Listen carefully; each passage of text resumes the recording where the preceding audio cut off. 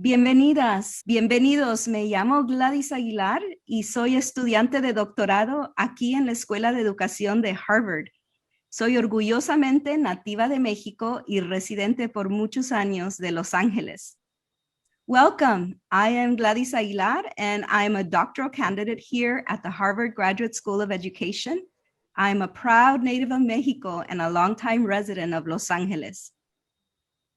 According to Mayan thought, we are all interconnected in the universe. We cannot exist without being in relationship with the other. What I do affects you, and what you do affects me. If I treat you with respect, I am respecting myself. If I harm you, I am harming myself. We are responsible for each other. We exist as us.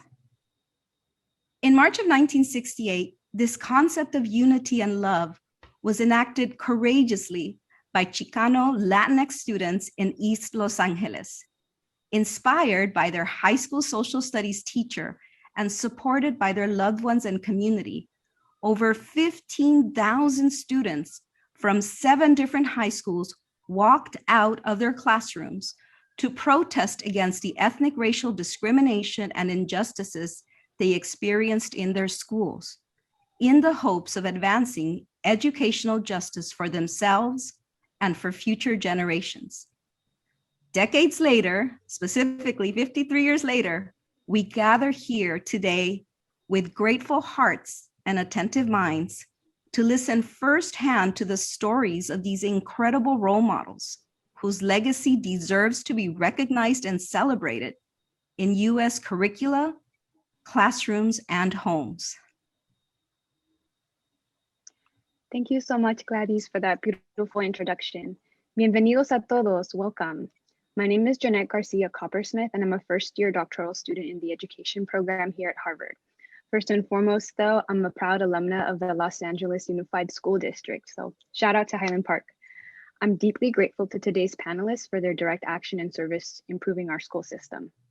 Before we jump in, we wish to take a moment to acknowledge the original stewards of the land from which many of us are joining, the Tongva of the Los Angeles Basin in California, and the Wampanoag and Massachusetts people of the Cambridge, Massachusetts area. We also wish to acknowledge all of the incredible graduate student group co-sponsors that made this event possible. We express our deepest gratitude to you for your planning and thoughtfulness cultivating these important spaces. A couple of quick housekeeping points. If you all have questions for our panelists, we invite you to send them using the Q&A button at the bottom of your Zoom panel. And for anyone who requests accommodations, please send a direct message to Diana Acosta, one of our event admin here, Michael Vasquez, or myself. Hello, everyone. My name is Michael Vasquez, and I'm a second-year doctoral student in education here at Harvard. I'm originally from the suburbs of Los Angeles. My family was directly impacted by this legacy. But unfortunately, I never learned about these walkouts till I was an ethnic studies major in college. That said, I'm so proud of the work that these leaders put in, and I'm proud to be in this conversation with them today.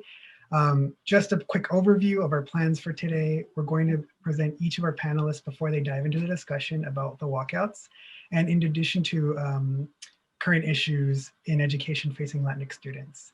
We'll then wrap up the discussion with some questions and answers from the audience, and we expect the event to last about an hour and a half. So we'll start with the intros. First, I'm excited to kick off the panelist intros with my femtor, Dr. Cristina Villarreal, better known as Dr. V. Dr. V is a formal middle school teacher for social studies and an assistant principal from the Bay Area in California. She holds a BA in Ethnic Studies from UC Berkeley, a Master's in Education from Harvard, Master of Arts in Ethnic Studies from SF State, Master's of Philosophy in Education from Columbia, and a PhD in Social Studies Education, also from Columbia. She now serves as a lecturer on education at the Harvard Graduate School of Education, and she was among the agitators who first brought ethnic studies to the school. Of course, she still teaches with her whole heart and soul. Dr. V is also the faculty director of teacher education, and she regularly leads activities with educators across the country on topics related to healing-centered engagement, humanizing pedagogies, and racial literacy, among other pertinent topics. Dr. V, thank you for moderating this gathering. We'll next move on to our panelists. So unfortunately, Dr. Munoz can't be here today, but he sends his regards from UC Berkeley. We do have, however, another role model of mine, Amanda Fernandez. She is CEO and co-founder of Latinos for Education, a national organization dedicated to fostering pathways to leadership for emerging educators of Latin American heritage. Fernandez is originally from Illinois and her BA from Western Illinois, as well as her MS in education from Fordham. She's a former Aspen Pajara Fellow, a twice named member of El Planeta's 100 Most Influential Hispanics of Massachusetts, and she recently delivered the convocation at BU's School of Education. In addition to supporting Latinx students with the National Jobs Database, 2 regional board fellowships, 2 regional emerging leaders programs, and a nationwide summer fellowship for teachers, Fernandez is also a trustee of the board with the Massachusetts Department of Education, Department of Elementary and Secondary Education, and Roxbury Community College. Thank you so much for being here, and we're excited to have you join us in this critical conversation. Bueno, gracias a ustedes. Es un honor estar aquí esta noche. Gracias. Los Angeles educator, leader, and activist Vicky Castro was raised in the Boyle Heights area of Los Angeles. She's been recognized for her participation and organizing skills as a student activist during the 1968 East LA walkouts. She joined the East LA chapter of the Association of Mexican American Educators, AMAE, in 1973. There, she served as their president and continues to support their mission. Castro attended Cal State LA and earned her teaching credential as a teacher corps intern stationed in Salinas, California via UC Santa Cruz. She holds a master's degree in urban education and administration from Pepperdine University. She's held various roles in education, from teaching 7th grade mathematics to school leadership and administration. In 1993, Castro was elected to the Los Angeles Board of Education, where she served 2 terms and as board president. She returned to school administration as the principal of Holland Beck Middle School, the junior high she attended herself. Ms. Castro currently serves on several community-based boards of directors. Her leadership and activism continue to uplift and empower her community. Welcome, Vicky. Mr. Esparza is considered the leading producer of Americana and Latino-themed entertainment. He is founder, chair, and CEO of Buenavision CATV, Maya Cinemas, Esparza Cats Productions, and Esparza Caldera Productions. Mr. Esparza has a strong commitment to social responsibility. He's a founding member of the Cesar Chavez Foundation and currently serves on numerous boards, including the California State Summer School of the Arts, the UCLA School of Theater, Film, and Television Dean's Executive Board, and the Latino Theater Company. He is the chair and co-founder of the Los Angeles Academy of Arts and Enterprise Charter School. Mr. Esparza is a respected civil rights leader who helped organize the 1968 East LA student walkouts, memorialized in the 2006 film Walkout for HBO, produced by Mr. Esparza himself. In addition, he has produced over 40 popular movies such as Selena, fan favorite, The Milagro Beanfield War, The Ballad of Gregorio Cortez, Introducing Dorothea Dandridge, and Como Caído del Cielo. He has received over 200 honors and awards, including a Cesar Chavez Award, Academy Award and Golden Globe nominations, and an Emmy Award. Mr. Esparza was born and raised in the Boyle Heights neighborhood of Los Angeles. He and his wife Esperanza are UCLA Bruins and have 4 adult children. We are so honored to have you with us today. Welcome, Mr. Esparza. Honorable Carlos Moreno has had a distinguished 25-year career in the judiciary, including 10 years on the California Supreme Court. During his tenure, Justice Moreno authored over 140 majority opinions on a wide range of precedent-setting cases, including significant opinions implicating LGBT rights, arbitration class action waivers, and insurance policy coverage.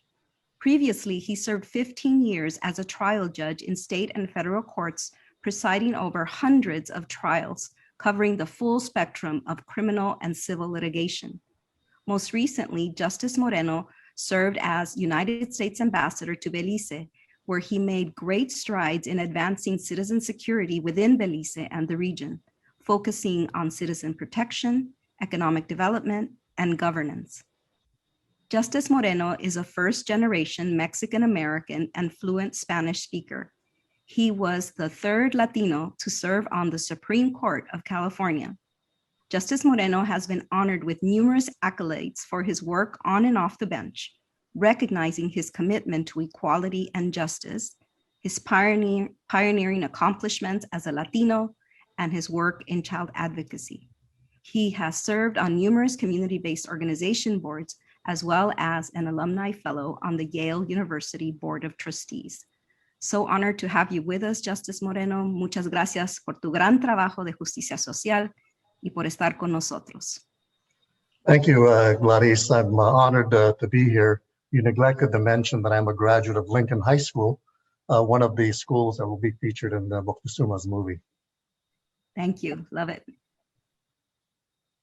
We would like to introduce one more special person, Paula Crisostomo, one of Sal Castro's high school students, and as you may have seen in the movie, was very instrumental in the 1968 walkouts. She was not able to join us. However, she sends these beautiful words to all of us who embrace education in our work towards social justice. I am beyond thrilled that you and your peers are working on a PhD or other education degrees, and that this event is being organized by Latinx graduate students at Harvard. You and your peers are exactly for whom Sal Castro, myself, and so many others organized and led the walkout so many years ago. You are our legacy. Now it's your time to pay it forward. And with these inspiring words, I hand over the mic to our wonderful moderator, Dr. V. Thank you so much. Of course, now you got me all in my feelings to get us started off on this panel. Welcome so much, everybody.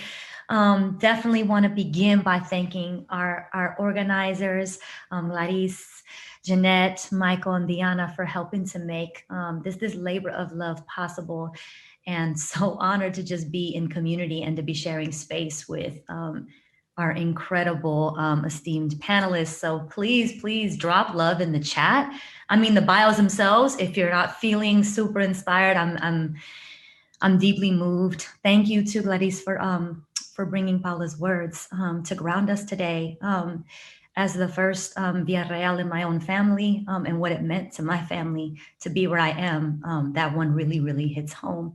And also we want to invite people in the chat to think about how you learned about the walkouts, your own relationship to the walkouts. When did you learn about it in school? Michael said he didn't learn about it until ethnic studies. That's my story too. Ethnic studies was what taught me those stories that helped me to understand what makes even this panel, these spaces, these courses, these opportunities possible. We oftentimes say, right, that these kinds of opportunities, they're very rarely given to us. They're not altruistic handouts. They're things that people, usually organizers, activists, students lead, young people, like the walkouts. And so to just think about what it felt like for me to have a chance to rewatch the film again and get super fired up, to cry, to be thankful, to be grateful, is what brings us here today into this conversation. And so we're gonna jump right in and get started. But please, we encourage you to use the chat to react, to send just a moment of gratitude to everybody who fought for us, put in their blood, sweat, and tears, including our panelists, for us to continue to have these opportunities. So anybody who's on the chat who is also aware of how much we love and cherish storytelling and how sacred that is, we wanted to begin by inviting each of our panelists to hear more about each of your stories in relationship to the walkouts. Tell us about how you came to be involved. How did you find your way into this movement? How did it find you? How did it impact your life? So that's where we want to begin, your story in relationship to the walkout. So we'd love to start with you, Moctezuma, if that's okay. Thank you. It's a pleasure to be with all of you. Certainly want to say hello to Vicky, who took care of me when we were back then, all running around trying to change the world. And to my friend Carlos, who was an inspiration to me as my upperclassmate, and who went on to the Ivy League, continuing a tradition that one student from Lincoln would go to a prestigious college from the small group that we belonged to. And so Carlos was an inspiration to me back then, and now with all of his achievements. So it causes me to remember a moment that Mr. Tully, our English teacher, Carlos and my English teacher, at one point, he invited us, we were his star students. There was a small group of maybe 8, 9 students that were around Mr. Tully who actually got a decent education at Lincoln. I remember him telling Carlos that he was too Mexican, that he should be more like me, that I was more acculturated, I was more American. And it really hit hard because I told him that perhaps he didn't know who I was, and that I was very much a Chicano, a Mexicano, and that I understood my history, and I understood the colonialism and the war of aggression that the United States had fought against Mexico. And it was actually a breaking point. I never had a good relationship with Mr. Tully after that, and he died shortly thereafter. And I regret that. I regret that I wasn't able to maintain a relationship with him. But he was very important in my life, and I think in Carlos's, and was also a focal point for me to understand what was happening to us, why Carlos and I were achieving at Lincoln when 3,000 other Chicano students and a few African Americans and a few Asians were not. And it was fundamentally because the rest of the faculty and the rest of the school system had programmed us to be manual labor, to be the workers, and to either fit into the norms that were being demanded of us or to be pushed out. And being selected to be the exception tore at my heart. It was not something that I was comfortable with or that I was willing to accept, because I understood I was a Mexican. And that would not change with my individual success. And that being a Mexican back then, if you were called a Mexican, it was almost literally like being slapped in the face. It was a slur to be called a Mexican. That's the world we lived in then.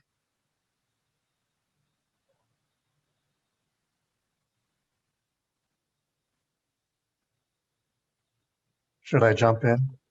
Why not? Yeah. Okay. Set it up for you. Yeah, thanks. Thank you for those remarks, Mokte. Yes, Mokte and I were very close back in our days at Lincoln High School, and reflecting upon his comments about Mr. Tully, he was an inspiration for me because he really encouraged me and a few other students to really excel, notwithstanding what I considered kind of the deficient facilities and teaching modes at Lincoln High School. So that positive reinforcement from him was inspirational. And one thing that Moctezuma said, I just thought about it right now. Mr. Tully, who was my senior class sponsor, would teach in the summer at West Side schools like University High. And he would compare the students, yes, but also the facilities at those schools that were deficient at Lincoln High School. And Mokta, I don't know if you remember this, that in 1965, Lincoln hosted the First Ladies, Mrs. Johnson and the First Lady of Mexico. And the school was cleaned up in a jiffy. They painted the school, did the gardening, everything else. And we said, well, it's about time that they did something giving respect to our facility, but we knew that they only did it because we probably were going to be on the national news. The second inspiration for me was Sal Castro. Probably unlike many others, my relationship went way back with him. He was actually a playground director at my grammar school, Solano Elementary School, and organized all the young boys in a Little League team. And it wasn't until later that when he was transferred to Lincoln High School and I was a senior that we reconnected. And my favorite recollection of him to us was no sean pendejos, go to college. And that was kind of his mantra, that many of us kind of needed that kind of inspiration. I left in 1966, 2 years before the walkouts. And how the walkouts impacted me, like some of you at Harvard, I was away at Yale as a 19-year-old sophomore, really the first in my family and probably one of the first from my high school to go to an Ivy League school. But I watched with great interest by going to the library to read the LA Times and finding out what my kindred souls were doing in LA. And the small group of young men, because Yale was not co-ed then, we looked to what was happening not only at Lincoln and the walkouts, which was astounding. The time had come for that kind of expression of freedom and for reform, but it was also happening, elsewhere at UCLA and Santa Barbara. Really, if you recall, if you know your history, 1968 was a really threshold year. Not only these walkouts, but the Democratic Convention in Chicago, the assassinations of Robert Kennedy and Martin Luther King, and so much turmoil was going on in the world. Yet here I was 3,000 miles away having to read about what was going on in Los Angeles. And I thank Sal for really inspiring the students to really protest, to complain about the facilities, to complain about the modes of education that Moctezuma just referenced, directing students with many, many talents to go into an auto shop and the other shops at Lincoln, and the girls to go into home economics. I mean, it was a completely different world, and never, ever to encourage a student to leave, Lincoln Heights or Boyle Heights to go to college. It was either LA City College or East LA College, maybe a four-year college like Cal State. But I think Moctezuma and a couple of others were the first really to go to UCLA. So it wasn't the kind of nurturing environment. Maybe it was over nurturing. They didn't think we could handle it by leaving the Heights. Fortunately, I was able to get away, and that it's another story, but it opened a whole new world for me that I think would not have been the case had I not had the kind of encouragement and inspiration from people like Sal Castro, the Chicano Youth Leadership Program, in which I was our school was maybe the third or fourth participant in that leadership thing, where we realized that, hey, there's a bigger world out there. We thought, Lincoln probably was 95% Latino, and kind of working class. Let's put it mildly. But we thought everybody was like us. So it wasn't until we went away that we realized, hey, there was a real institutional racism at work here, and that really did open our eyes. So I thank the friendships I made at Lincoln, some of whom I still see. And teachers like Mr. Talley, he had his issues, but I think overall he was not one to put us down to say, you can't do this, but you must do this, you must excel, you must write well, you must excel in speech, in drama, things that we both participated in. And when you look back, I think it was a remarkable experience. So I'm happy to participate further in terms of what you'd like to know. Thank you so much for sharing your stories. Amanda, if I can come to you really quick, I hope you're still there. And I think we're still trying to get Vicky to sign back on. Just hearing your incredible bio, I wonder if you can tell us about a moment or an experience that catalyzed your journey into this incredible organization that you're leading. Oh, you're on mute. Thank you for that question. I'll cite a couple of instances where my passion and energy and focus for the work that we do at Latinos for Education was inspired. The first was just my entry into the education sector. I'll always remember vividly, I was listening to a speech given by Janet Murguia, the current CEO of Unidos USA. And she talked about what was happening in education for Latino children all over the country. And it was the first time I had been made aware of this disparity that was happening all across the country for Latinos. And it just made me so angry and yet inspired to want to take action. I'll never forget that her stories about what was happening in education made me and the only other Latina in the room shed tears, because it was our community that was not accessing the educational opportunity they deserved. So that was really inspirational for me to join the work in education. I'd say the second moment in my life that was so inspiring to have me continue in this work was frankly the Chicanos from LA that I used to work with.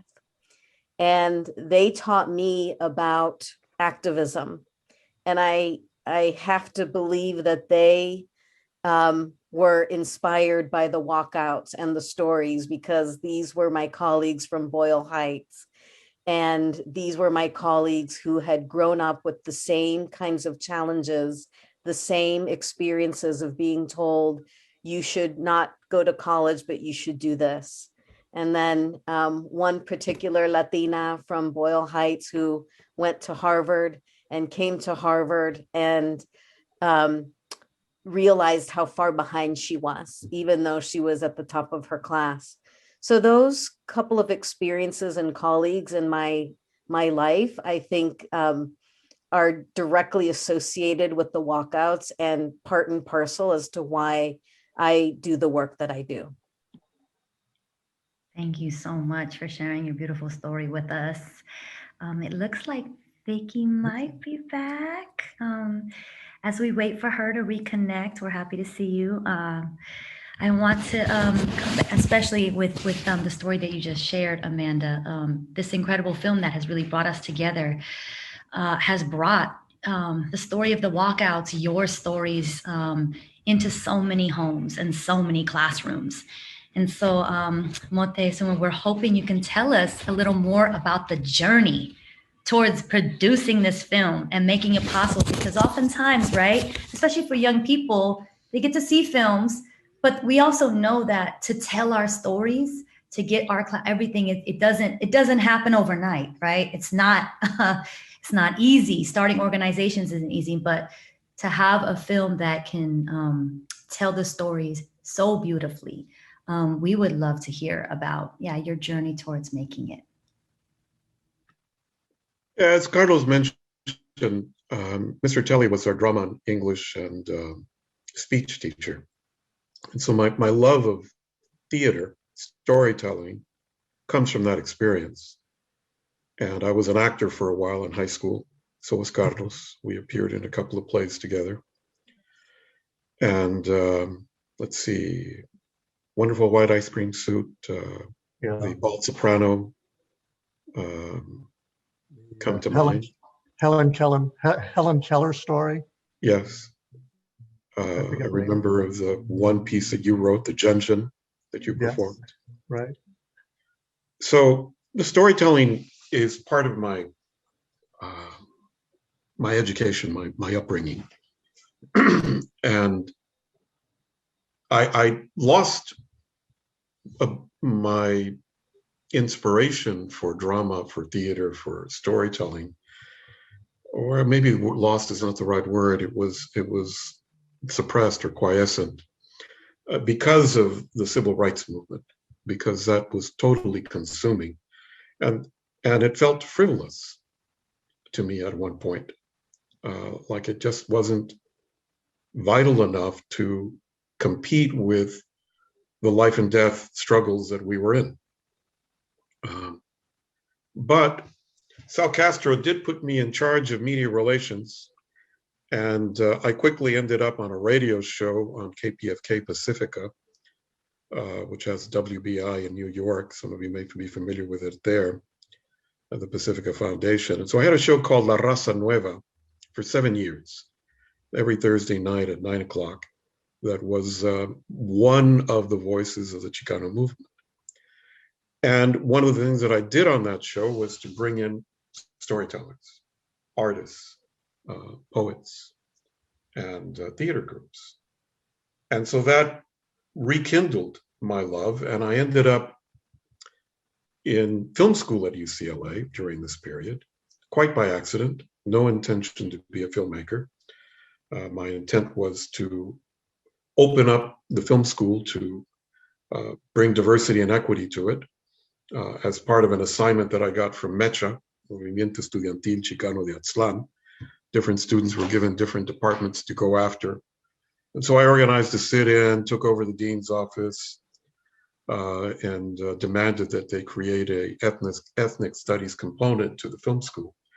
And I wrote a proposal for it, and it got created, Ethno-Communications. We brought in Asian Americans, Native Americans, African Americans, and Latinos. 12 students, and I was the 13th by default.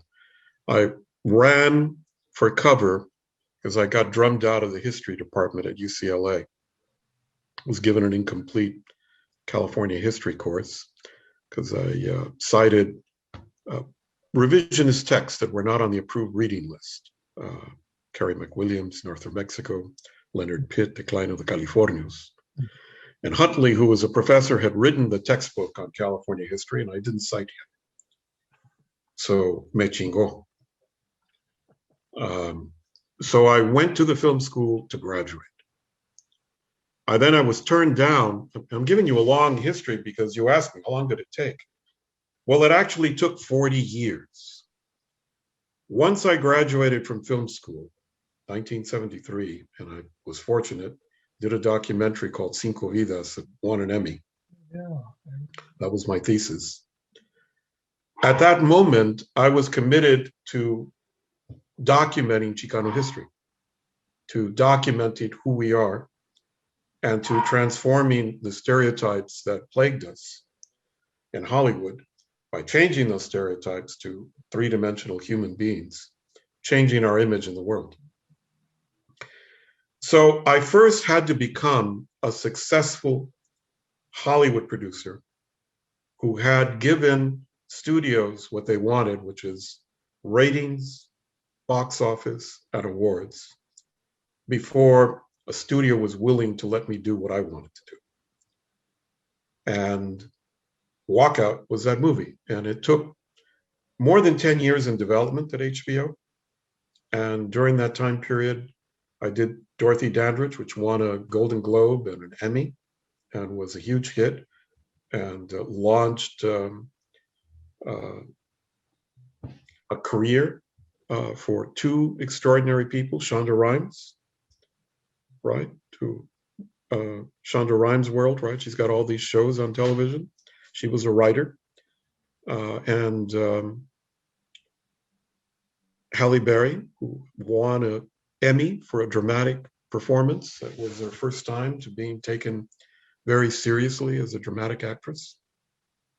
And so I convinced HBO that there was a story here and that they could reach a new audience, Chicano, Latino audience, that they were not addressing. And to this day, they do very little. But because I was able to bring them a few successes, and I was able to package the project in a way that they felt could be a quality show that could be on HBO, they finally allowed me to go forward with close to $11 million, which was a decent amount in 2005. And we were able to make this period movie. But they did condition it, right? I needed to have a few stars because I wanted a Chicano actor to play Sal Castro. And there were no stars of the right age. So Michael Pena had only been in a supporting role in one movie, Crash. And so that was not yet enough to prove that he was going to be the Michael Pena that is known today. And so I fought for him. And so they said, all right, well, what else are you going to give us? So Alex Vega, star of Spy Kids, a series of movies that had made probably $1 billion worldwide. And then they said, well, you still have to bring something else. So I says, oh, how about Eddie Olmos to direct? You can promote him. And that's what it took. And then I got the green light.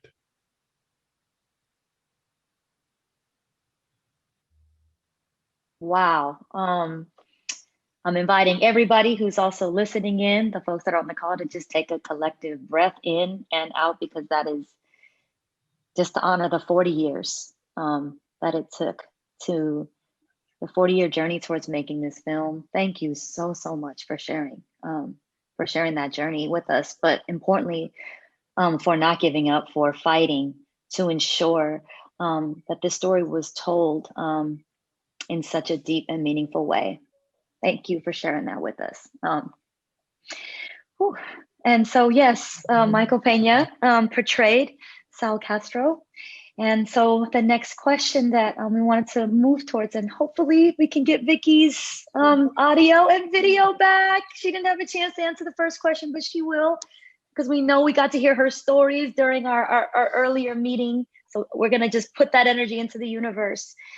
But we wanted to, sometimes, you know, it's kind of the behind the scenes and getting to hear some of your own experiences and favorite memories of Sal Castro, and some of the qualities of you found to be his strongest qualities as an educator activist, like his impact on your own learning, on your own learning experiences.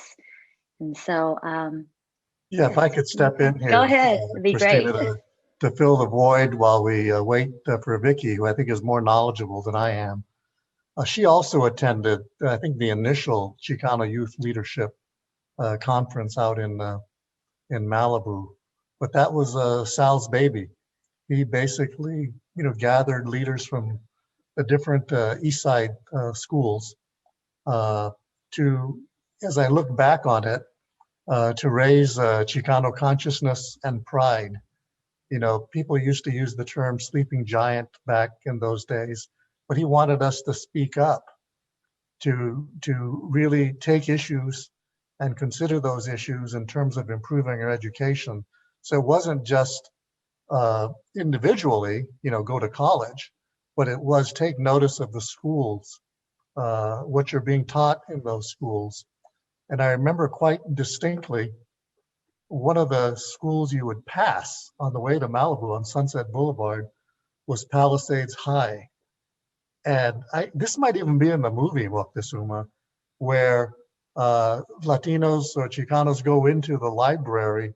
I don't know if I'm making this up or not, but they see what a great facility. Lost you, Carlos. Yeah. Oh. What? Can you all hear me? Yes, you're talking about the library, the library scene. And it just, you know, the Chicanos are in awe with what's there. So the other thing I wanted to say that, as I said, we really didn't know that we were any different. So I really owe it to him. The second point I want to make with respect to the walkouts is, you know, yes, I mentioned I was at Yale. There were only 3 Chicanos in my class of 1,000, class of 1970. Probably a year later, there were maybe 6 of us. But we formed, our initial group was called Los Hermanos. We were all boys, young men. Then when UMass got started in California, particularly at UCLA, we said we got to be with the times. We became UMass. And then later we became Mecha, probably into my senior year. So what's interesting now that I'm on the Yale Corporation board is the same things that we fought for then still pertain now at Yale and probably at Harvard in terms of faculty diversity and establishing a tenure track for talented people of color and minorities, diversifying the curriculum that was one of our demands. We made demands to the university. And in conjunction with that, I and a couple of others designed a course in Chicano studies. This is at Yale in like 1969, 1970, a seminar where we designed the entire curriculum, books and everything. And our professor there, the only Chicano faculty member at Yale, was Rudy Alvarez, who later became the director of the Chicano Studies Center at UCLA. So, and then also increasing admissions.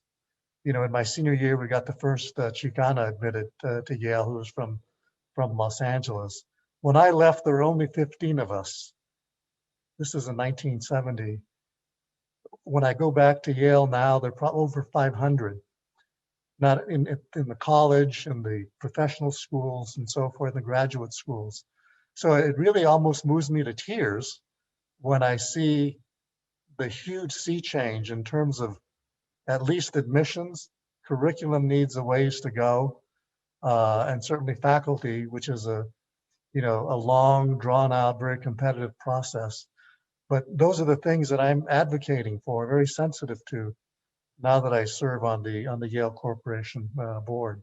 So I drew inspiration from the walkouts in March of 1968 in Los Angeles, and one of the schools was Lincoln High School.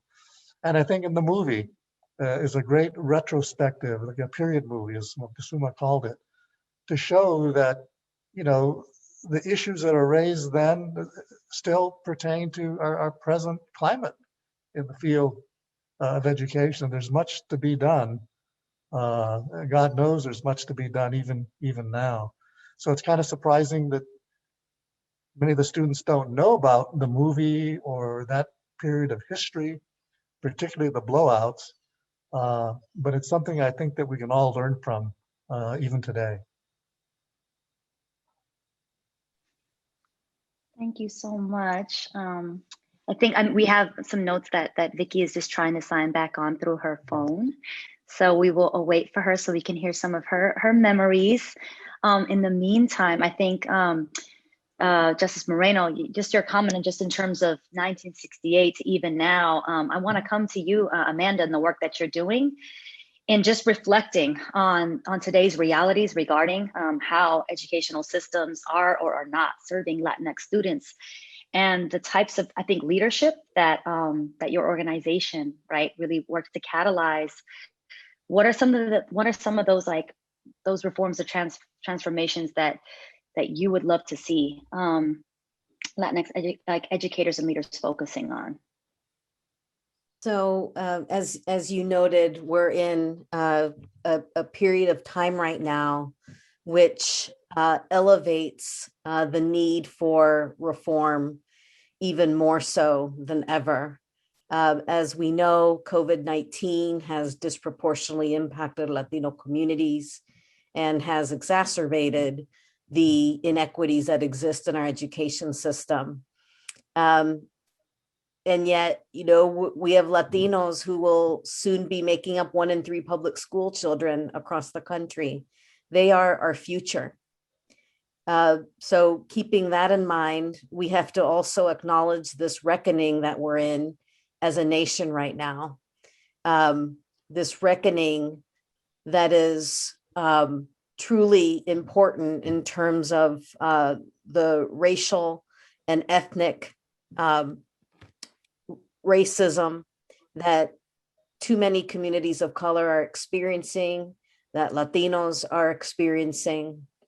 And so with all of this happening in our country and how we have not yet addressed this reckoning, one of the reforms that I think is so important, that is why I do the work that I do, but it's also, I think, why so many students of Sal Castro stood up to do what they did, which is this notion of representation in education and how much it matters. So I truly believe that one of the most important reforms we need to make in education is to improve on representation of our educators and other education leaders. It is essential to me, it's foundational. We need more educators like Sal Castro, who was equipped, who was prepared, and who was able to prepare and support Latino students to have a voice and to participate in decision-making.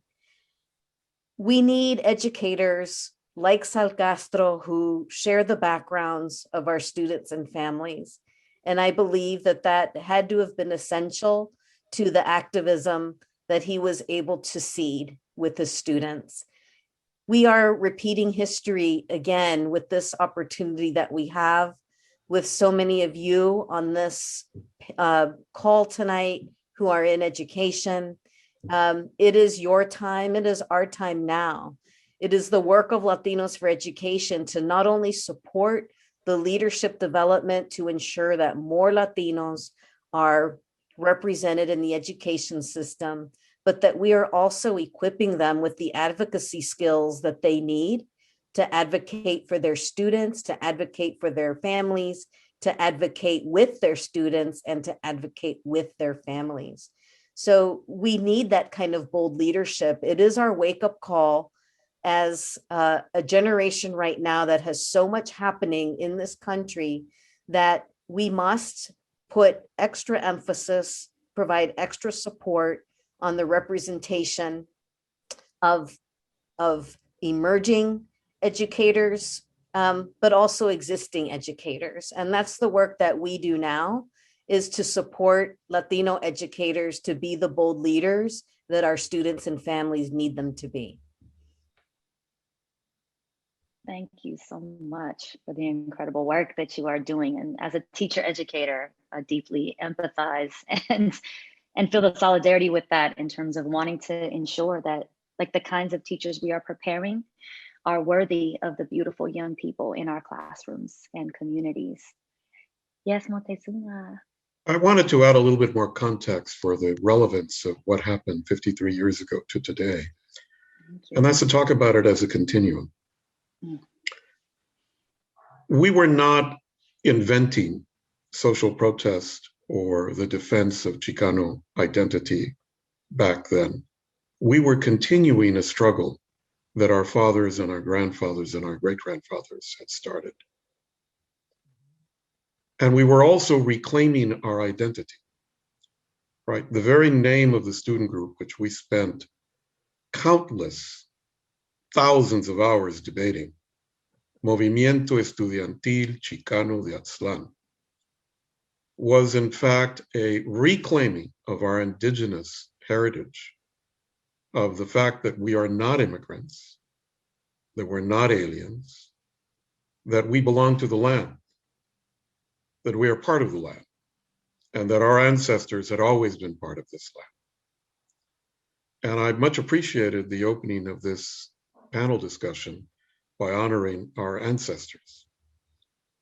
That's what Movimiento Estudiantil Chicano de Aztlán was about. I understand that in some colleges today, there was a move to get rid of the word mecha and to get rid of the word Chicano. And I think there's a fundamental misunderstanding. Chicano is an indigenous word. It is a Nahuatl word. And that was what we were saying, is that we are indigenous people. And so the struggle and the journey that we are on is ancient. It is from the meeting of Europe and Anahuac, the land between the waters. So this conversation was huge and deep among Chicanos and Chicanas. And it was what students, young people do, is we debate ideas, right? And we were looking at, thinking that we were inventing something new. But we quickly saw that as we dug into history, we were building on what Bert Corona did, what Tony Rios did, what Cesar Chavez did, what Dolores Huerta had done a generation earlier, and what our grandparents had done during the Depression, the labor unions, the strikes, what Flores Magón had done in Los Angeles and California in framing the ideological precepts for the Mexican Revolution. What Jose Marti had done, what Cura Hidalgo had done, what all of these people who had fought for human dignity, for human rights, had done, going as far back as our memories as humans can take us. So it is in this context that I would ask people to hold today in looking at 53 years ago and looking at what you're doing now as a continuum. And that you are paving the road for our grandchildren to continue this. Because this struggle is ultimately about having human dignity and giving people the opportunity to achieve and realize whatever their potential is, without the restraints of greed and capital, or the restraints of the hunger for power. So these are the forces that we are constantly bumping up against. 53 years ago, it was only a few years from the Watts riots, 1965. Carlos and I lived through that, we saw it. Right, it was only a few months away from the assassination of Robert Kennedy, the assassination of a whole group of people who were standing up. So these forces are still, these negative destructive forces are still with us here today. They show up in glaring ways at one level, right? We are now able to defend ourselves more adequately because of the number of professional lawyers and politicians who are from our communities and the size of our population. But still, there are elements in local law enforcement that don't accept what America is, what it has always been, and that we have to struggle to bring them with us. None of us are going to be free until all of us are.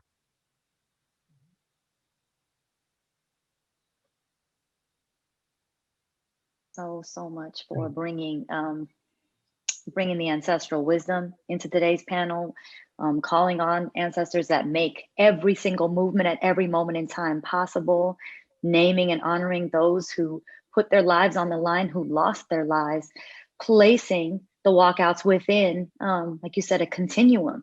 And even our current moment is just so deeply important in terms of the role that histories, but also our counter narratives, right? Play in understanding how we are going to, and I think for a lot of the educators that are on the call, when you're thinking about one, how you learned, but also how you might teach about, right, these different struggles, especially with young people, to help them to both historicize and contextualize these events, both then and now, and then moving forward. So I so deeply appreciate you bringing that history in. I had a brief comment. Yes. Not quite as eloquent as Moctezuma's, but the old phrase, history as we know it belongs to those who write it. And there's just so much that we don't know. And I agree completely with Moctezuma that it is a continuum, but it's not a continuum that started in 1968 or with the Zoot Suit riots, I think in 1943. I mean, it goes way, way back to the beginning of time in one sense. So I think I'm very pleased with when I see young people, doing the kind of research, whether it's in the field of education or otherwise, to really explore this very, very deep story, sometimes a backstory to what the books have taught us. And that's one of the reasons why at Yale, I endowed a writing prize. I mean, I can't give a lot of money, but I endowed a writing prize to the top senior essay, which is like a thesis, on the subject of the Latino experience in the United States. And every year, they didn't give one out in 2020, I'm told, but they give out maybe 3 or at most 4 sort of prizes, a modest sum, but for the students who've written outstanding senior theses on the Latino experience in the United States. I myself wrote one, and that's where I got the idea on Mexican-American political behavior.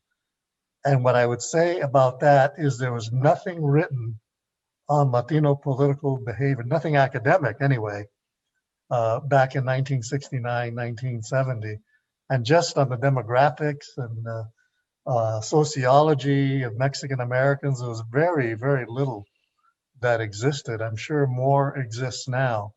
There was a project started at UCLA back then that I relied on, that a professor there got a large grant to study the different aspects of Latino demographics and so forth. But that's something really that I hope there's more funding for research and for support of academics who do that kind of research. And it will discover or uncover, I think, some of the things that Moctezuma was talking about. And I see Vicky back online here, I hope. Yay, Vicky, are you there? We know you were just getting ready. You were just, well, I just knew that Moctezuma and Carlos would do all the answers, right? The closer. Hi, Vicky, welcome back. We are so happy to see you. If I may, if I just could set up, Vicky was our leader. She was in college. She had a car. Nobody else did. And she would go pick up kids at Garfield, Roosevelt, Lincoln, Wilson, Salesian, and would take us all every week to a meeting when she would lead us in discussion and she would help frame our thinking. So we all owe a great deal to Vicky Castro. Wow, you guys are, thank you. I even had a route. I knew who to pick up first, who to go, where to turn, go here, go Moctezuma, then go Paula, then do this and that. And so I was just very fortunate. I owned a car. I think what a beautiful introduction into, because we've been waiting to hear your stories, Vicky, and thank you, Moctezuma, for setting that up so beautifully. Yeah, while we are happy to have you back, and we'd love to hear some of your most memorable experiences from the walkouts that you'd like to share with us. You could talk about the cars, your relationship with Sal Castro. We would love to hear just some of those from you. Well, let me begin with, I didn't meet Sal till much later. I had been a Camp Hess Kramer's attendee in '73, and I understand he was a facilitator, but it wasn't till after my participation in Young Chicanos for Community Action and that we started working at the Church of the Epiphany that I began a personal relationship with Sal. He wasn't my student. I met him via Paula and Moctezuma and others. And so I do recall him coming in and I never knew what to expect, because he could be upset with something and is going to share it, or he could be quite humorous and just making us laugh.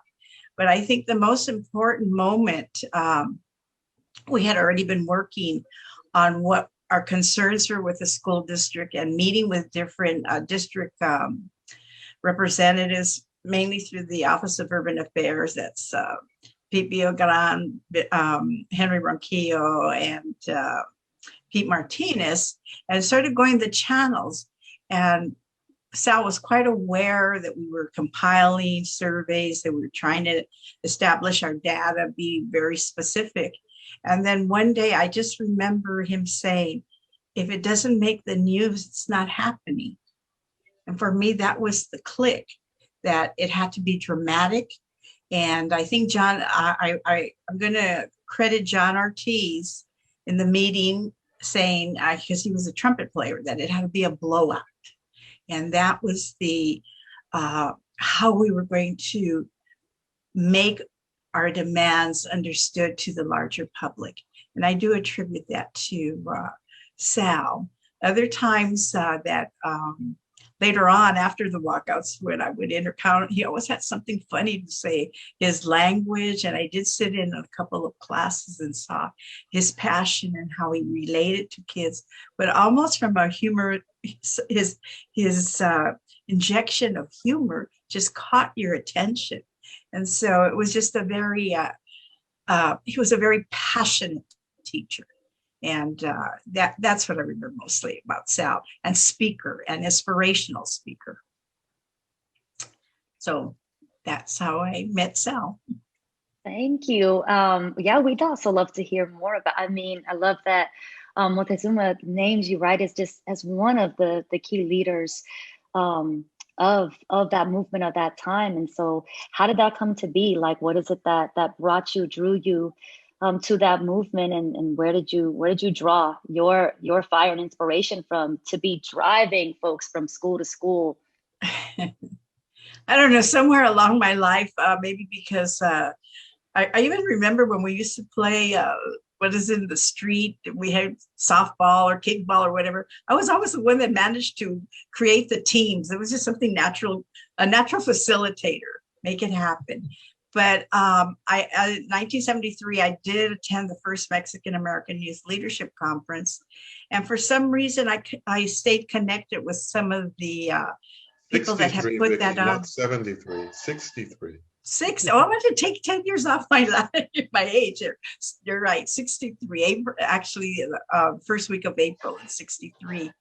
And in 64, 65, I started returning as a peer counselor. And I think it was right before 65 when I remember Richard Alatorre and someone else from the Jewish Federation called for meetings at then Salazar Park. And we started to meet there. And then that was when we formed Young Citizens for Community Action that became a little more politicized. We became Young Chicanos for Community Action.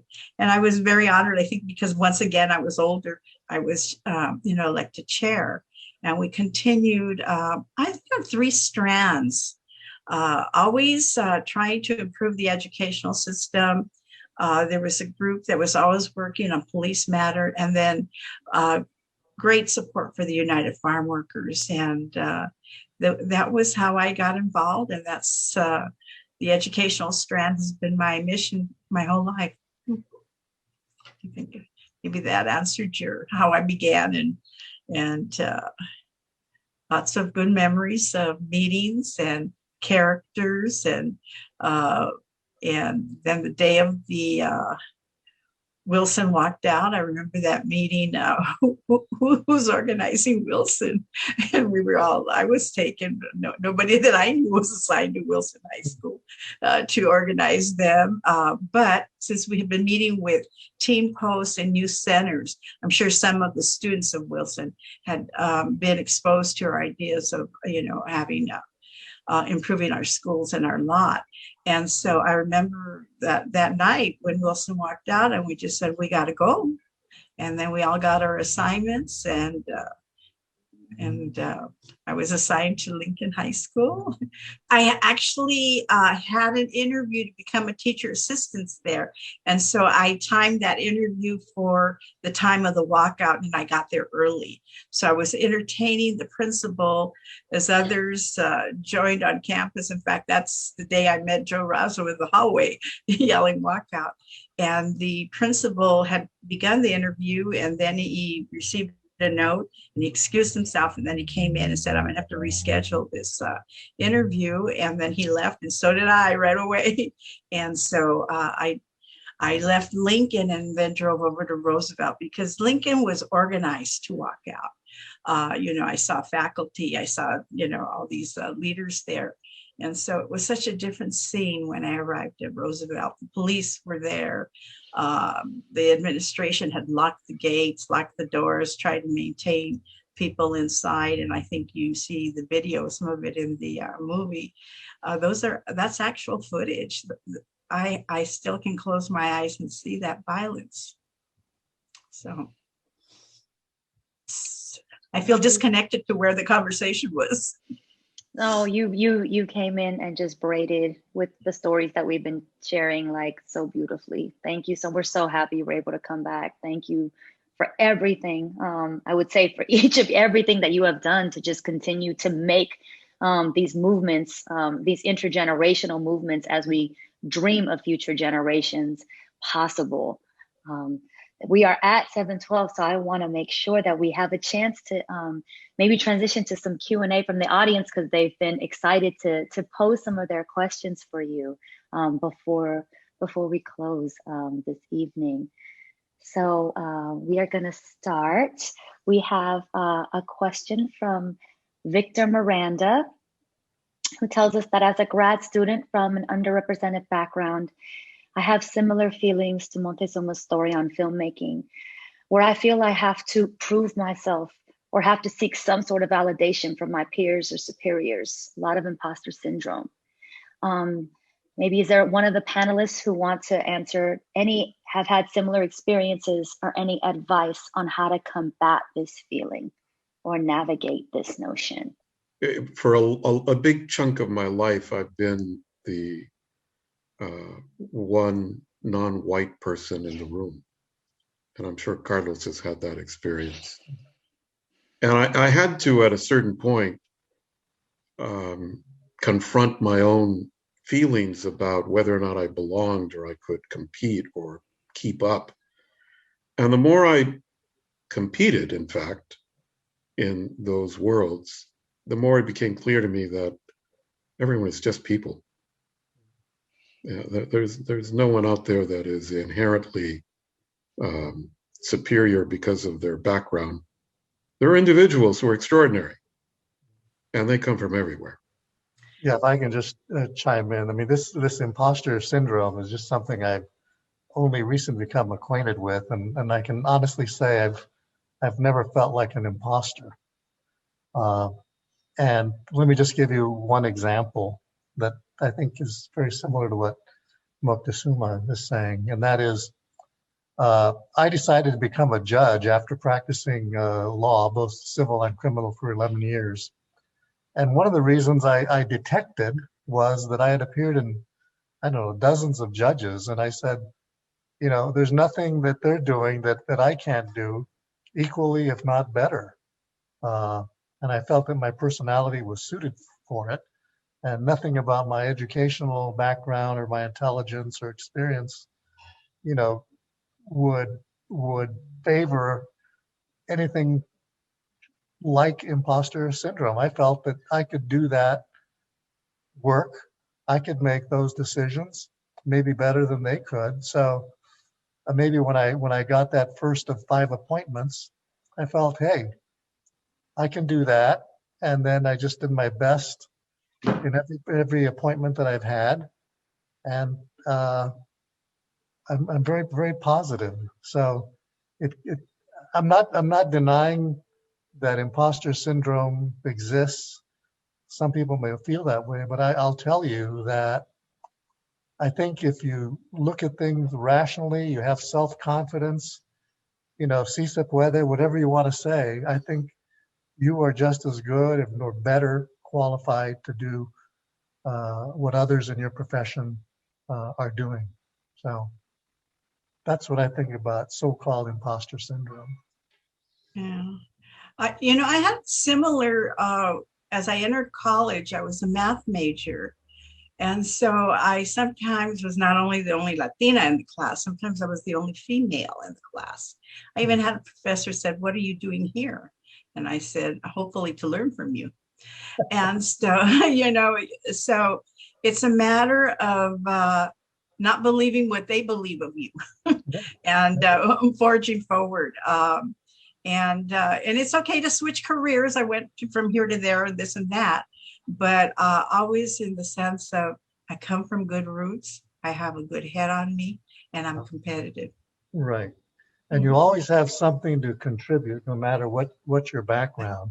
And what I've learned is that everyone, when I went to Yale as an undergraduate, as an 17-year-old, everyone around you in that class of outstanding students has their own sort of insecurities, and everybody has, feelings like that. So in one sense, it's not a phenomenon just peculiar to being Latino. It's being thrust into that kind of very competitive environment, Exactly.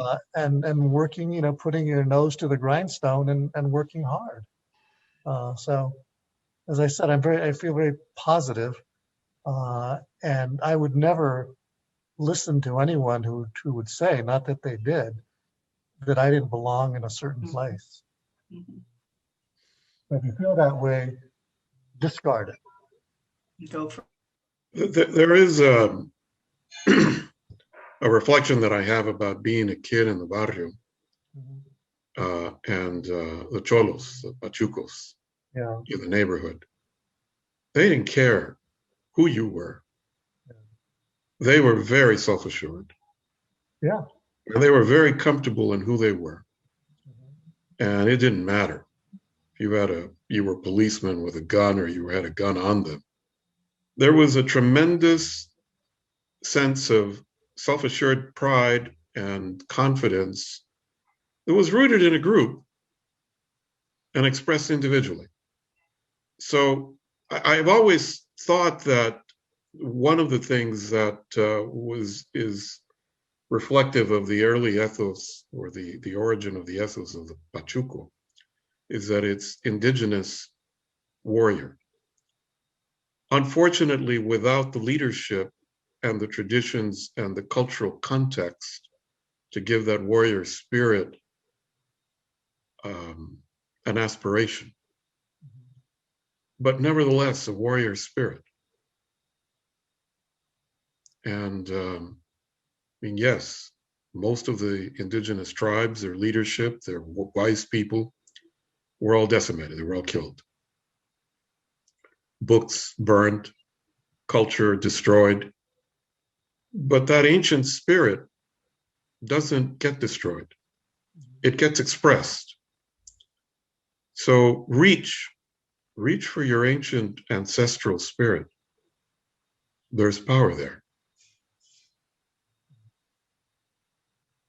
Thank you for that incredible wisdom. I think for thank you to Victor for posing that question, because, and I saw a lot of people actually really liked, seconded that question. And I know for so many of us, myself included, I think carrying like the wisdom that you're hearing from our panelists into those rooms, into those spaces that, that we were born to like live and to walk in our purpose, into no matter what our occupational labels, to know that we are living out our ancestors' dreams, and to carry that with us. And it isn't always easy, but one of the things that I oftentimes remind my students is to recognize and to combat those voices, because sometimes that voice of white supremacy will try to talk you out of what you know to be true, to try to talk you out of walking that path of justice, and to begin to recognize and to distinguish and to hear the voices of your ancestors in that moment.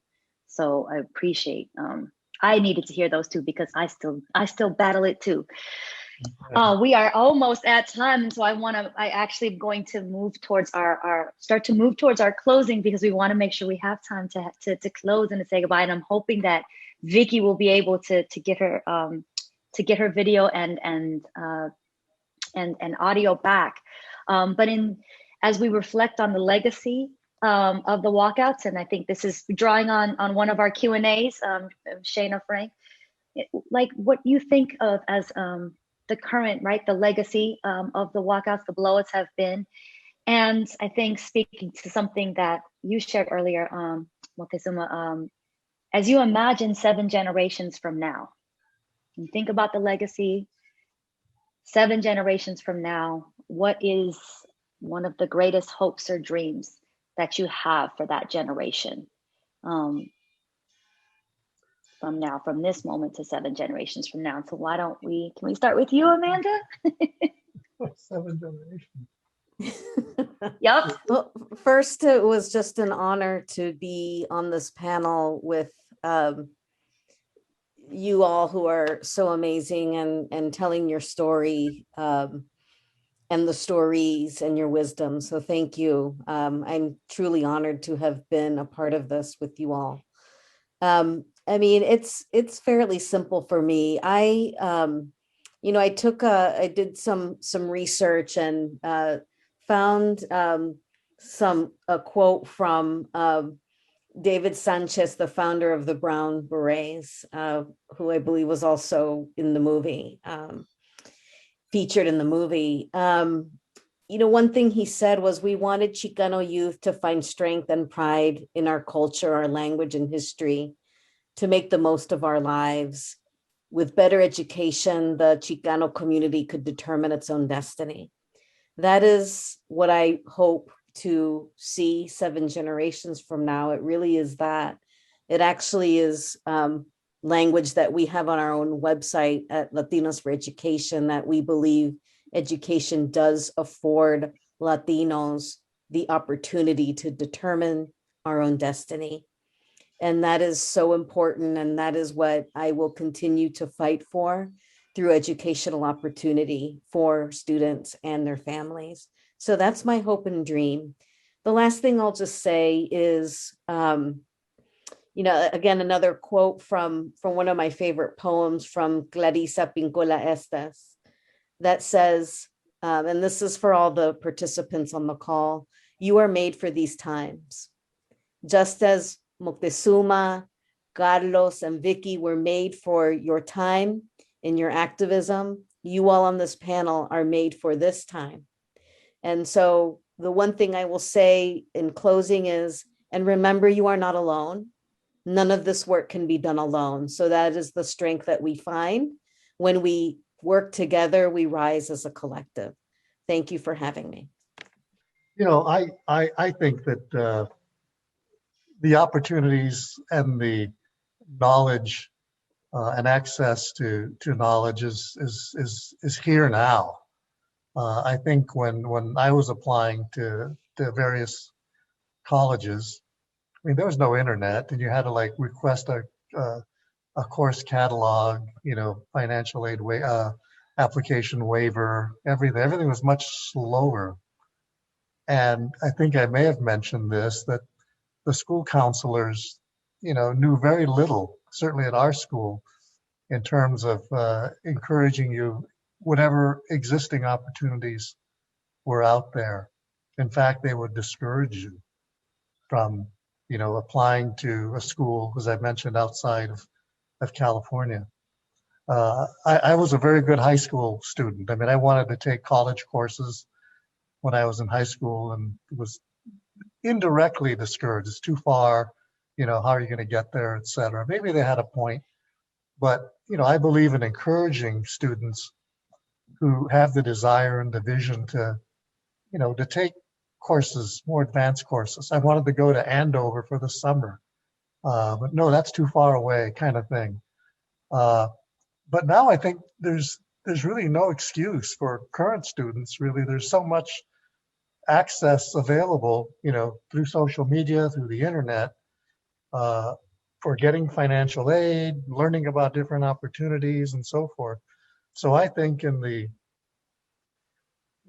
almost 60 years since I was looking into college, there's just so many more opportunities now for people to take advantage of what's out there. There's much more to be done. And what I think I take from the walkouts is that, before we really didn't have a voice. And now when I see the frequent, demonstrations by students and others, I live in the arts district in Los Angeles, and I see every weekend there's a demonstration, many of them by students, but many by young professionals, by moms and their kids and everything. So, you may be very critical of the police tactics, that's a separate issue. But in terms of being able to express oneself, I think our society is much more open to that. I think when Moctezuma was charged or indicted, if you committed a misdemeanor but you conspired, it became a felony. So I think charges then were trumped up. I think now with a vocal Latino community and one willing to take on the powers that be, with a more enlightened powers that be, like here in Los Angeles, we have a very enlightened new DA. Cubano, but he was one of the part of the progressive DA movement that's going around the country. I think I'm very optimistic. So I think that, going forward, a generation or two with Latinos quickly becoming the majority here in California, with enlightened leaders like our new president, who's making very, very diverse appointments to the federal bench. I'm part of Senator Padilla's committee in that regard. So I'm very optimistic that the change is afoot, change in the right direction. And I'm sure the same is true in most places nationally, where people will speak up. And that's really, for me, a great change in how our society deals with the kinds of protests that we saw in 1968. Thank you. Montezuma, you want to close us out? 7 generations from now, no one will wonder or be surprised that there are Chicano and Chicana philosophers, artists, engineers, scientists. There will be a time in which perhaps social inequities have not yet been resolved, but in which the intelligentsia, the leadership, and the deep knowledge from our community that was disrupted and crushed for hundreds of years has been restored, so that we can continue in the family of humanity on this long trek of what it is to be human. Thank you for sharing that incredible dream of freedom to help close out tonight's panel. I'm hoping, I'm not sure if Vicky will come back. Did you want to add one more thing? Oh, I just wanted to acknowledge that Carlos brought me to Yale. That's right. In April of 1970, I think a conference that still exists, we put together and we got money for a program at Yale bringing in the East Coast Chicanos. I think it still exists, an East Coast conference. And our Mecha group put it together.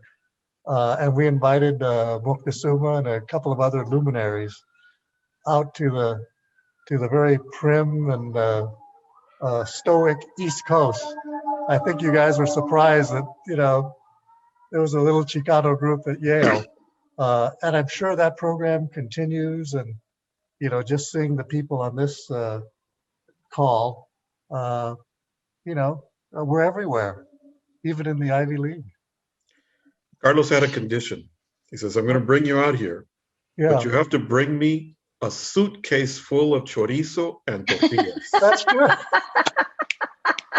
Yes. It still goes on, I'm sure. And one day I think we will bring you in person, and that will absolutely be on the menu for when we get to reunite safely in person. I want to thank you on behalf of the organizers, and please, everybody who's listening, please drop some gratitude, some love into the chat as we prepare to close out. Let's send some love to Vicky.